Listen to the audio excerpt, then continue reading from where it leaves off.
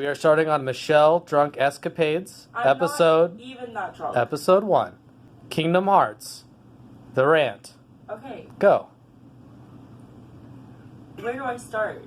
So, I started playing the game when I was like 365/2 days, or some number. It starts with 3 and then there's a slash in it somewhere. But there's like, you start playing as this blonde Shota boy named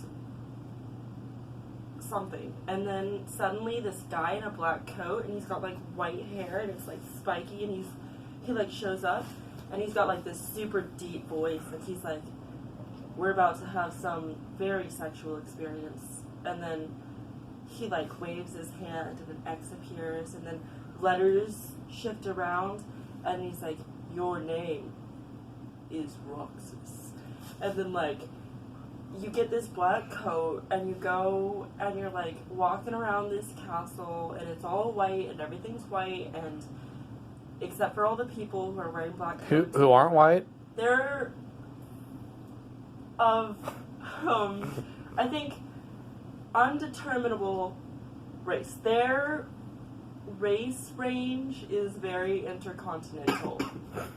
Like a buffet. Like, I would say more like, you know how like models, they can like be, oh, are you Mexican? Oh, are you Filipino? You know, like they're white and Japanese, most likely. Oh. They're all like anime characters. There's like this chairs with different, there's a circular room, and all these chairs way up in the air. They're like floating off the walls.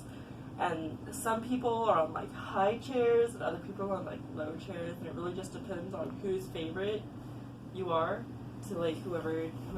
Anyway, so Roxas goes around, and he's like collecting all these hearts and like talking to all these like Disney characters. He goes to like Beauty and the Beast, and you have to like follow him around and not get trapped in this fucking like wave because you're following like Cogsgrove or someone.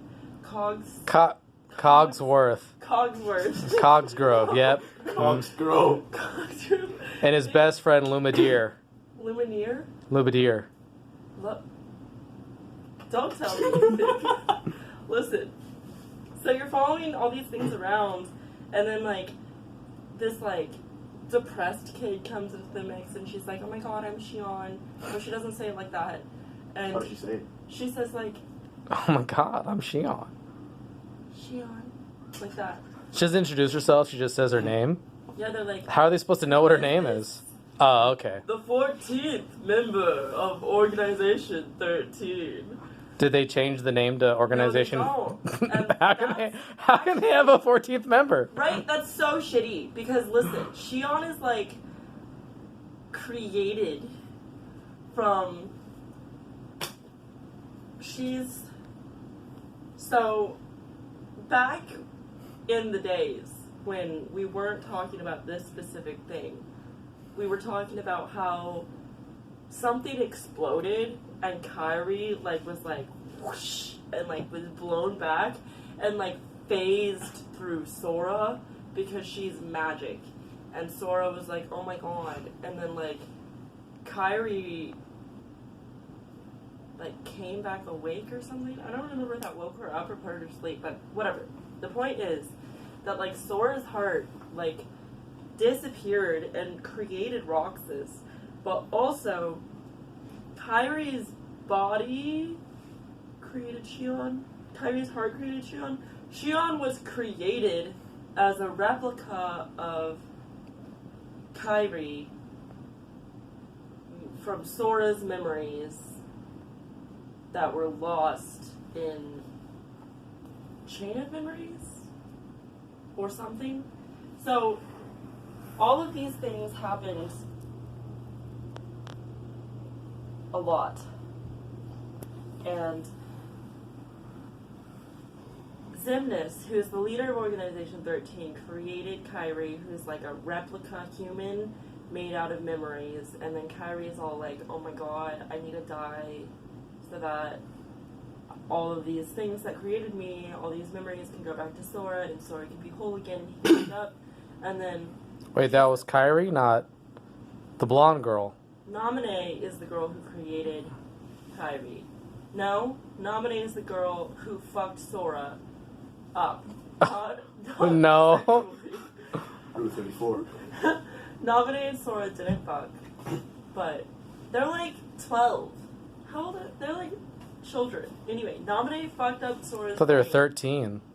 That's why the organization. Nominee fucked up Sora's brain. And like was like, oh my god, sorry for doing that.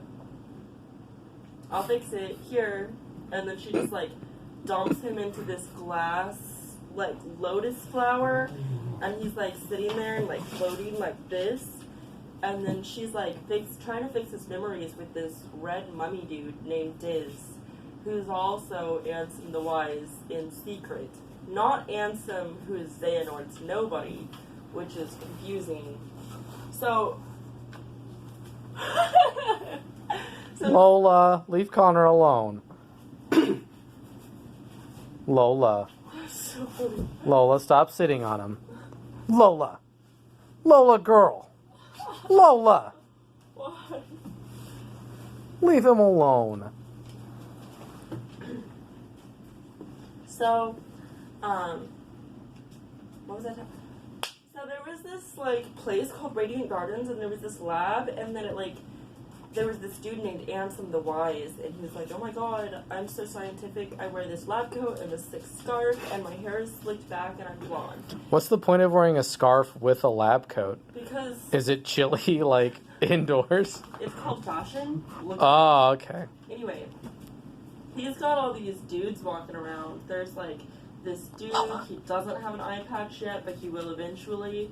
There's this dude with like the sickest, like, side sweep, one eye look. His hair is like silver and shit. And then there's this other creepy blonde dude. Ansem's not creepy. This other blonde dude is creepy. I think his name is like Evan or something. Evan? Yeah. You have Xemnas, Xehanort, Zigbar, and then Evan. Evan. The gang is all here.